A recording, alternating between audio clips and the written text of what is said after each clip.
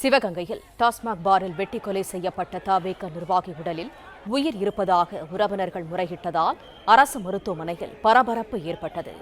இது தொடர்பான கூடுதல் தகவல்களை தருகிறார் எமது செய்தியாளர் சுரேஷ் கண்ணன். சுரேஷ், விவரங்கள் என்ன?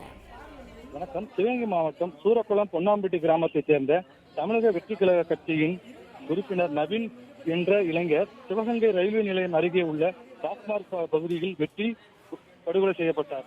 இந்நிலையில் உடலை மீட்டு சம்பவ இடத்திற்கு அவர் உயிரிழந்து விட்டதாக கூறப்பட்ட நிலையில் சிவகங்கை நகர் காவல்துறையினர் அவரை சிவகங்கை அரசு கல்லூரி மருத்துவமனைக்கு கொண்டு சென்றனர். அங்கு மருத்துவர்கள் பரிசோதனை செய்த பின்னர் நவீன் உயிரிழந்து விட்டதாக தெரிவிக்கப்பட்டு இதனையடுத்து அவரது உடல் பிரேத பரிசோதனைக்கு கொண்டு செல்லப்பட்டது.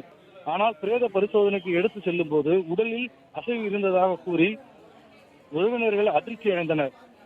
நவீனுக்கு உயிர் இருப்பதாக வலியுறுத்தி அவர்கள் பிரேத பரிசோதனை நிலையத்திலிருந்து மருத்துவமனைகள் வளாகத்தில் போராட்டத்தில் ஈடுபட்டனர். இதனைத் தொடர்ந்து பிரேத பரிசோதனைக்கு கொண்டு செல்லப்பட்ட நவீன் மீண்டும் அவசர பிரிவுக்கு அழைத்து வரப்பட்டனர். அங்கு மருத்துவர்கள் மீண்டும் பரிசோதனை செய்து இதனையடுத்து உறவினர்கள் மற்றும் பொதுமக்கள் ஏராளமானோர் அவசர சிகிச்சை பிரிவில் முன் திரண்டதால் பரபரப்பு ஏற்பட்டது. மருத்துவர்கள் இறந்ததை உறுதி செய்த பிறகே கூட்டம் கலைந்து செல்லப்பட்டன. இதனால் அப்பகுதியில் சிறிது நேரம் பரபரப்பு ஏற்பட்டது.